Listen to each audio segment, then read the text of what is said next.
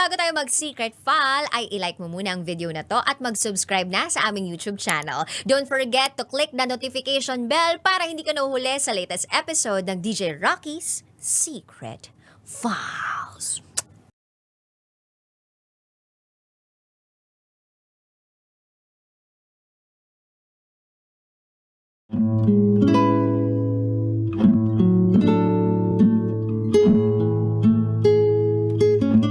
And now, it's time for DJ Rocky's Secret Files.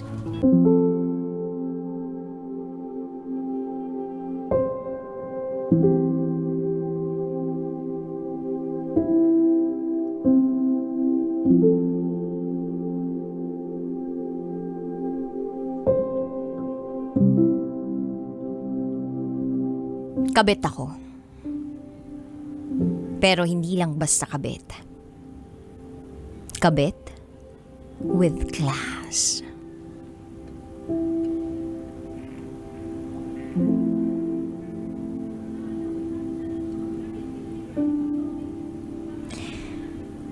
Yan ang tawag ko sa sarili ko. Kabit na may class. Parang hindi masyadong masakit pakinggan para sa akin. Itago mo ako sa pangalang Princess. And this is my secret file. Princess ang tawag niya sa akin. I'm 30 years old, 5'5", maputi. Alam kong maganda ang katawan ko, lalo na nung kabataan ko. Masasabi kong may kaya naman ang pamilya namin kasi nabibili naman namin lahat ng gusto namin. At nakakapag-aral naman kami sa mga magagandang university. Nakuha naman namin yung mga kursong gusto namin. At hindi naman kami kinakapos sa pera. Back in 2015, I was 21 years old. Third-year college nursing student. No boyfriend since birth. Not until nakilala ko si Eddie. Maarte rin ako pagdating sa lalaki. Gusto ko malinis sa katawan. Kahit hindi masyadong gwapo, basta maayos at malinis. Matalino. At may pera din. Siguro nga, mataas ang standards ko sa lalaki. 53 years old nang makilala ko si Eddie. Maganda pa ang pangangatawan. Parang binata. Gwapo, maputi, malinis sa katawan. Sa madaling salita, maarte at perfectionist siya. Nagkakilala kami nung pumunta ako sa work ng best friend ko. Sakto, nagra-round siya for inspection. Isa siyang inspector engineer. Nag-usap kami ng friend ko at bumati siya.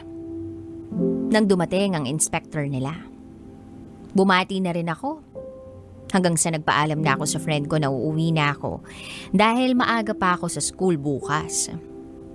Pag uwi ko sa bahay, tumawag yung friend ko na gusto raw makipagkilala ng boss niya. Sabi ko, ano ka ba naman girl? Alam mo namang wala akong time sa mga ganyan, diba? Then sabi niya, ano ka rin ba? Magpapakilala lang naman, tsaka wala namang balak jowain ka yan. Sabi ko, o siya sige next week. Tapos bigla niya nang binaba yung phone. 8 p.m. tumawag uli siya. Nasa labas daw siya ng apartment ko. Nagrent ako ng apartment para malapit sa school ko eh. Pag open ko ng pinto, nakita ko yung friend ko kasama yung boss niya. May dalang isang case ng beer. Napapikit na lang ako sa nakita ko at pinapasok ko na sila. Sabi ko sa friend ko, bakit hindi mo sinabing pupunta kayo? Sana hindi pa ako nakapantulog na damit, nakakahiya naman. Naka-t-shirt ako na malaki at naka-cycling lang. Then sabi ng boss niya, it's okay, bagay naman sa'yo. Tapos pinaupo ko muna sila. Nagpalit ako ng suot. Paglabas ko ng kwarto, tinanong niya ako, nag-dinner ka na? By the way, I'm Eddie. Ako yung katrabaho ng kaibigan mo. Then sabi ko, boss po kayo, diba? Tapos parang medyo nahiya siya, napangiti siya at napayo ko. Then sabi ko, wala po akong dinner dito pero order na lang ako. Then sabi niya, no, may dala na kami. Kinuha ko yun at inayos ko na. Then after namin kumain, nag-open na yung friend ko ng beer para sa amin. Yung friend ko na yun, kasama niya yung boyfriend niya. So tumabi sa akin si Eddie. Tinanong niya yung pangalan ko. Pagkasabi ko ng pangalan ko, sabi niya, sige, princess na lang ang tawag ko sa'yo. Sabi ko, ikaw bahala. At ayun, nagkakwentuhan kami tungkol sa buhay. Sa school ko, sa trabaho niya. Then every Wednesday, Thursday, and Friday nasa Batangas siya na nagra-round siya for inspection. Tapos sa hotel lang siya natutulog. Then I asked, kailan ko umuwi sa inyo? Sabi niya every Monday nasa office lang kami lahat and Tuesday mag-uumpisa na kami lumabas hanggang Saturday. Kaya Saturday night at buong Sunday nasa bahay lang ako, nagpapahinga kasama ng mga apo. Nagulat ako pagkasabi niya nun. Sabi ko, what? May apo ka na? Meaning may asawa ka na? Then sabi niya, of course, matanda na ako. May asawa at anak. May mga apo na. Then sabi ko, okay, I see. Natahimik ako. Then sabi niya, pwede ko bang makuha number mo? Napangiti ako. Then I said, oh, sorry Sir Eddie. Pero I don't wanna be your mistress.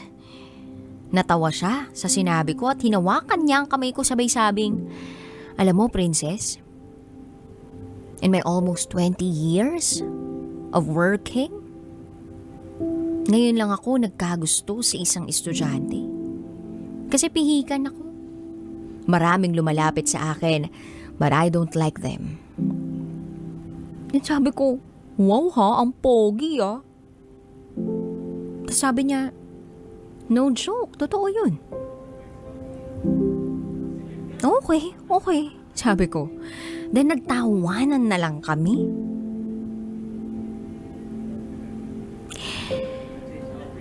Ang dami namin na pagkwentuhan. Hanggang sa nag-uwian ang lahat. Tapos maya-maya pa, bigla na lang may kumaltok sa pinto ko. Pagbukas ko ng pinto, si Eddie. Tinanong ko siya, may nakalimutan ka? Then sabi niya, can I stay with you? Sabi ko, what? Then sabi niya, papahinga lang ako. Medyo nakainom na kasi. Maghahanap pa ako ng hotel na tutulugan ko. Sabi ko, sige na nga. So pumasok siya at nakigamit ng banyo para maligo. May mga dala naman siyang gamit kasi nga, di ba parang nag-hotel lang naman siya kapag nasa Batangas. After niyang maligo, nagtulog-tulugan ako sa kwarto ko pero nakabukas ang pinto ko. Kinakabahan ako na ewan. Tapos sabi ko sa sarili ko, baka pasukin ako nito. At hindi nga ako nagkamali. Hindi na to bata. Tumabibigla sa akin. Niyakap ako. Nagulat ako. Napatingin ako kay Eddie. Then I said, anong ginagawa mo? Sabi niya, hugging you. Hindi na ako umimik at niyakap ko na lang siya. Shucks, ang bango niya. Kahit thunders na siya. Napangiti ako at nakatulog na. Nagising ako around 5:30 in the morning. Gising na rin siya. Nasa harap na siya ng laptop niya. Tinanong ko siya, kanina ka pagising? Sabi niya, around 4:30. Sabi ko, okay. Nagkakape ka? Tinanong niya ako kung may black coffee. So, inabot ko sa kanya. yung tinimpla ko. Nag-comment siya na ang tamis daw. Sabi ko, matamis kasi ako magmahal. Tapos nagtawanan kami. Pa-experience naman oh. Sabi niya mamayang konti. Natawa ako sa sinabi niya at sabi ko, wag mo namang agawin ang experience ko na unang beses. Wala pa ako nagiging boyfriend, no? Then he said, tignan na natin. After naming magkape, naligo na ako tapos naligo na rin siya. Ready na ako for school at ready na rin siya mag-rounds. May scooter naman ako pero nag-insist siya na ihatid ako. Sabi ko, wag na. Kasi paano ako uuwi? Ayaw kong mag-commute. Tinanong niya kung anong oras ang uwi ko. Kinuha niya yung number ko, binigay ko naman kasi parang magaan naman talaga ang loob ko sa kanya. 7 p.m. nag-out na ako sa hospital bilang student nurse ako. Tumawag siya sa akin, nasa labas na raw siya. Napangiti ako sa hindi ko malamang dahilan. Isang gabi ko pa lang siya nakakasama pero sobrang gaan na ang pakiramdam ko sa kanya. May mga kaibigan naman ako. Pero bilang na bilang lang. At hindi ako ganun ka-open sa buhay ko. Gusto ko kasi ng tahimik at mapayapang buhay habang nag-aaral. Pagsundo niya sa akin, kumain kami sa isang restaurant. Sa totoo lang, ayoko na magpabebe.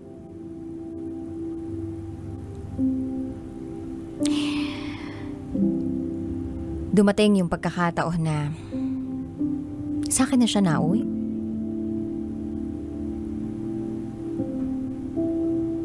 Then nangyari na ang nangyari. Yung pangyayari na hindi dapat mangyari. Walang halong pagsisisi at lungkot. Gusto ko ang ginawa namin. At hindi ko alam kung ano yung pinasok ko nung panahon na yun.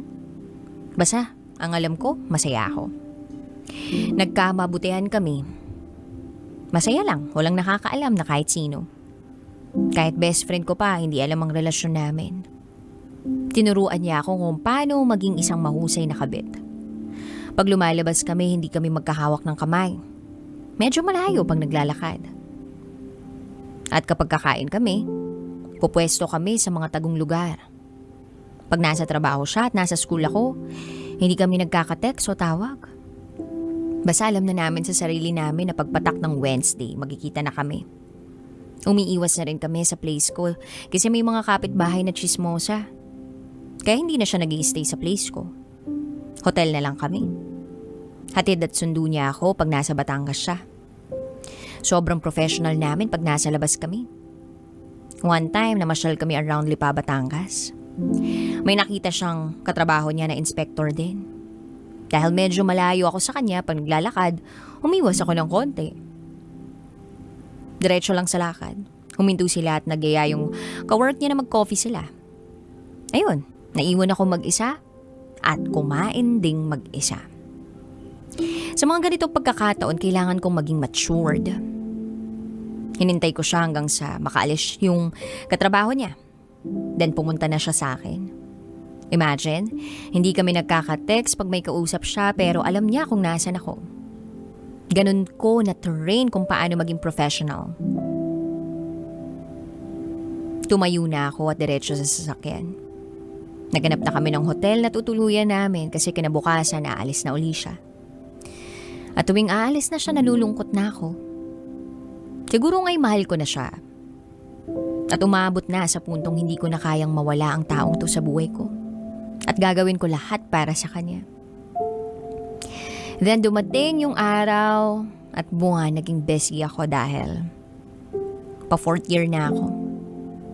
Pero hindi pa rin mawawala sa amin ang Wednesday to Friday. Kaya tinatapos ko ng maaga ang mga gawain ko pang eskwela. Lumipas ang taon, year 2016, nagpatuloy ang relationship namin.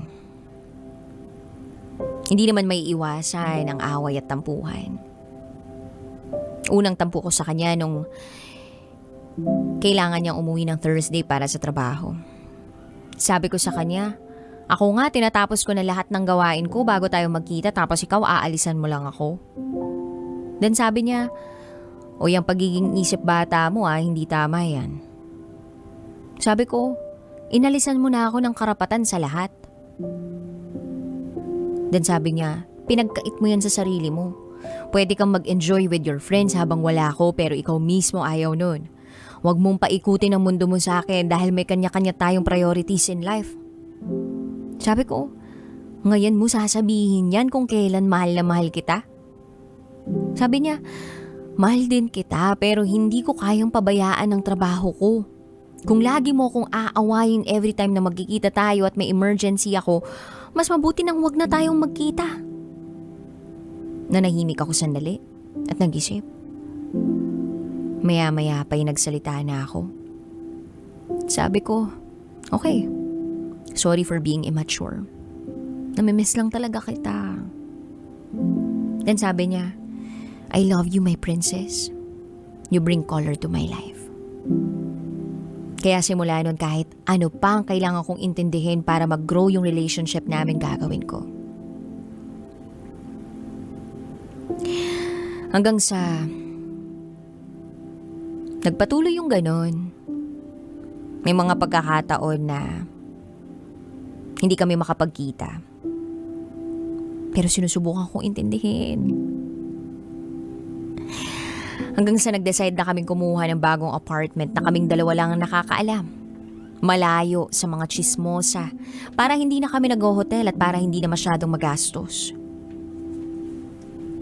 Nililimatahan na rin namin ang pagkain sa labas at pamamasyal. Kasi nga matagal na rin kami at para makasiguro. Then dumating ang araw ng graduation ko. Gusto niya sanang pumunta kahit nasa malayo lang siya pero nagkataon na birthday ng pamangkin niya. Niyaya niya ang family niyang mamasyal around Batangas, kumain sa labas. Nakapag-text siya sa akin, sabi niya kumain daw kami sa labas ng pamilya ko. Sa ganyang restaurant, makikita ko siya with his family. Hindi ko alam kung anong gagawin ko. Kasi paano ako? Dapat masaya lang ako kasi graduation ko yun . Pero naisip ko sa bagay, magiging masaya naman ako kasi makikita ko siya. Nung dumating kami sa resto, nandun sila. Nakita ko siya with his wife, masaya sila nagtatawanan. Dumaan ako, hindi man lang niya ako tiningnan. Nung nakaupo na kami, may inabot na bouquet of flowers yung waiter. Happy graduation, ma'am, sabi ng waiter. Sabi ko, para saan to? Hindi na nagsalita ang waiter. Alam ko na agad kung kanino galing. Walang letter o anumang nagsasabi na sa kanya galing pero alam ko na sa kanya galing. Umupo ako sa kung saan makikita ko siya para makita ko ang mukha niya, kung gaano siya kasaya na kasama ang pamilya niya. Noong mga araw na yun, gusto ko nang matapos yung araw na yun para magkita na kami. Natapos ang graduation ko. Nakita ko siya. Masaya siya. Kasama ang pamilya niya.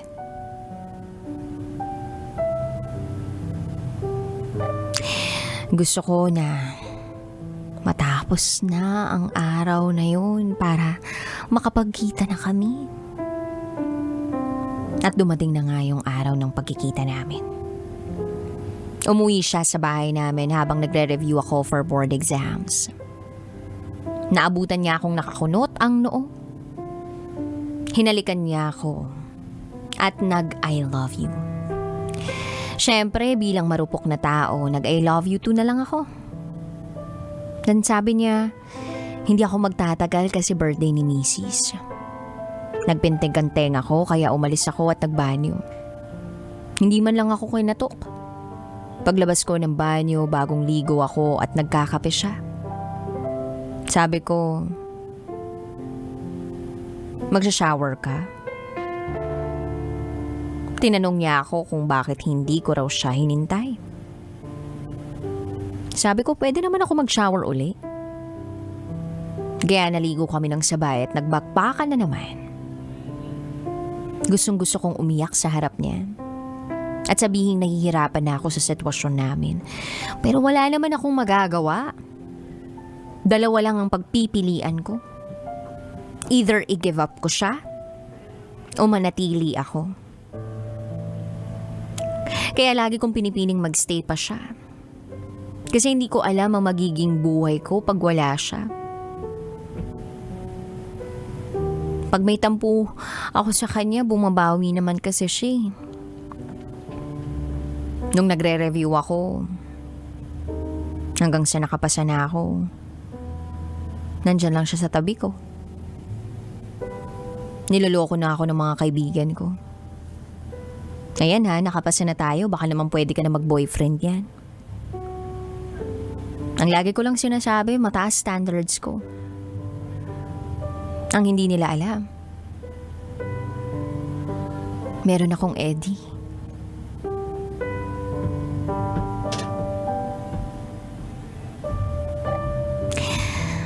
Then one day, lumabas kami at kumain sa labas. Ang hindi ko ina-expect, makikita namin ang anak niya sa mismong restaurant. Nakakainan namin. Napakaliit ng mundo. Hindi na ako nakaiwas kasi magkatabi na kami sa upuan. Pero dahil matured na akong tingnan at hindi mukhang bata, pinakilala ako ni Eddie bilang katrabaho niya. Pinakabatang katrabaho. Inalok pa niya na pwede raw silang mag-join sa amin. Siyempre, ang awkward, diba? After that, niyaya niya ang dad niyang umuwi at sumabay na sa kanila. Nag-agree naman si Eddie at iniwan na ako roon. Nagpaalam lang sa akin. Mauna na kami thank you for the dinner. Sabi ko na lang, okay sir, ingat po kayo. Pag alis nila, Diyos ko, iyak ako ng iyak at dun ko na lang naisip, ano ba tong pinasok ko? Nasaan ba ako at hindi ko nakilala ang sarili ko? Nag-commute ako pa uwi at pumunta ako sa bahay ng best friend ko para magyayang lumabas at uminom. Iyak lang ako ng iyak sa kanya. Sabi ko, ang hirap pala. Dan sabi niya, alam ko naman kung ano ang mahirap. Hindi ko lang sinasabi sa'yo na alam ko na kasi gusto kong ikaw ang magsabi sa akin. Sabi ko, gaga ka talaga. Alam mo na pala, bakit di mo sinasabi? Sabi niya, ayoko kasi magkailangan tayo. At doon ako lalong napahagulgol. Sobrang hirap pala, sabi ko. Nung una, akala ko masaya to, exciting. Dahil mahal ko naman siya. Kaso habang tumatagal, pasakit na ng pasakit. Niyakap ako ng best friend ko at sabi niya, choice mo yan. At least alam mo na kung paano magmahal. At hindi lahat ng pagmamahal kagaya niyan. Kasi, ibang sitwasyon yan eh. May asawa siya, tinatago ka niya. Ibang-iba ang mararamdaman mo pag malayang-malaya kang nakalabas o nakakalabas ng walang kaba. Nahawakan mo ang kamay ng kadate mo na ipopost mo na sa social media. Lahat ng yan mararamdaman mo pag binitawan mo na si sir. Sabi ko, paano? Imahal na mahal ko siya. Sabi niya, hindi ganyan ang pagmamahal. Hindi dapat ganyan magmahal. O sige, sabihin na nating mahal mo siya. Kasi kaya mong isacrifice lahat para sa kanya. Pero siya ba? Anong kaya niyang bitiwan para sa'yo? Mas lalo akong napahagulgol sa sinabi niya. Niyakap niya ako at sinabing, hindi siya ang lalaking para sa'yo. Maraming tao na gusto ng pagmamahal mo na kagaya ng binibigay mong pagmamahal sa kanya. Fast forward March 2019. 5 years na kami. Nagtatrabaho na ako sa isang ospital. Ganun pa rin ang setup naming dalawa. Nabawasan ang lungkot ko simula na nagtrabaho ako kasi nakakain ng oras ko ang pag-iisip. May mga kaibigan na rin ako at mahal ko ang ginagawa ko. Mahal ko pa rin si Eddie pero hindi na katulad ng dati na buong buhay ko ibibigay ko sa kanya. Sinusundo pa rin niya ako. Binibigyan niya ako ng mga bagay na pampagaan ng buhay ko. Nabigyan niya ako ng kotse para hindi na ako mahirapang mag-commute. Ako ang kumuha nun at nasa pangalan ko. Dumaan ang pandemya. Hindi na kami halos nagkikita. Binitiwan na namin ang apartment na tinitirhan namin pareho. Hindi na kami masyado nag-uusap eh. Hanggang sa hindi na talaga niya kaya mag-rounds dahil matanda na siya at pandemya pa. Nagte-text siya sa akin na hindi siya lumalabas ng bahay. Palagi ako nag-aalala sa kanya. Kaya sabi ko kahit once a day, kung makakapag-text ka, mag-text ka. Ganun naman ang ginagawa niya. 2020, tinamaan siya ng COVID. Grabe ang pag-alala ko sa kanya. Gusto ko siyang makita. Sabi ko sa kanya kumuha siya ng private nurse at ako ang kunin niya. Nilakasan ko na talaga ang loob ko dahil gusto ko nang makita siya. Hanggang sa napakahabang proseso para maging isang private nurse. Kaya nung naaprubahan na agad-agad, pumunta ako sa kanila. Ang kapal ng mukha ko. Bilang trained mistress. Ginamit ko yung mga natutunan ko sa kanya para hindi kami mahalata. Ako lang ang nakakapasok ng kwarto nila dahil matanda na rin ang misis niya. Doon na rin ako nag-i-stay. At inaalagaan ko siya. Hindi nahahalata ng misis niya. Hindi naman kalakihan ang bahay nila pero malaki na rin at maganda. Matanda na siya. Para bang hindi na siya masyadong nakakakilala. Kaya sinabi ko sa misis niya,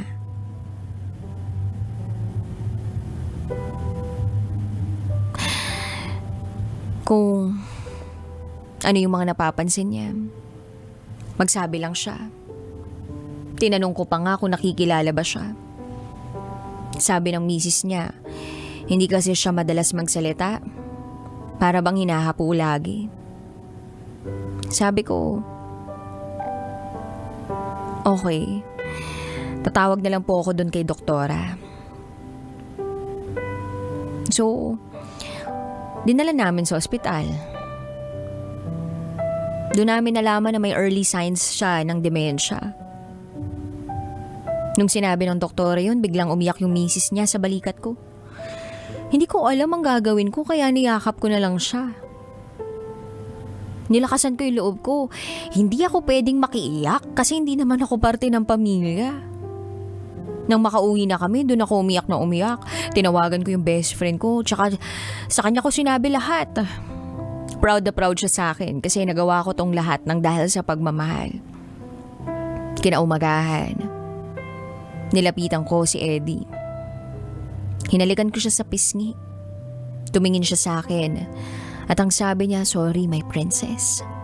Naiyak na naman ako sa harap niya. Umiyak ako nang walang ingay kasi baka marinig ako sa labas. Hinalikan ko siya sa labi. Then sabi niya, karma ko na siguro to. Sabi ko, ibig mo bang sabihin kamalian ako? Sabi niya, no my princess. Ikaw ang isa sa mga dahilan kung bakit ako lumalaban. Sabi ko sa sarili ko, ano ba to? Lord, bakit naman? Binigyan niyo ako ng ganito. Ganitong pagsubok. Ba't niyo naman binigyan tong taong to ng ganitong sakit? COVID, tsaka dementia. Ganun ba talaga kasama ang nagawa namin? Iyak lang ako ng iyak. Habang natutulog siya, tinitingnan ko siya, napakagwapo niya pa rin. Nang biglang kumatok ang misis niya para magdala ng pagkain at mga musta. Napansin niyang namamaga ang mga mata ko. Umiyak ka ba? Tanong niya sa akin. May inaalala lang po ako, madam. Sagot ko sa kanya. Tapos niyaya niya akong kumain sa labas. Halika, kain tayo sa kusina. Sumunod ako. Nagulat ako sa sinabi niya. Alam mo ba, nung sinabi niya sa akin na gusto niya ng mag-aalaga sa kanya na nurse, sabi ko, wag na, ako na lang mag-aalaga sa'yo.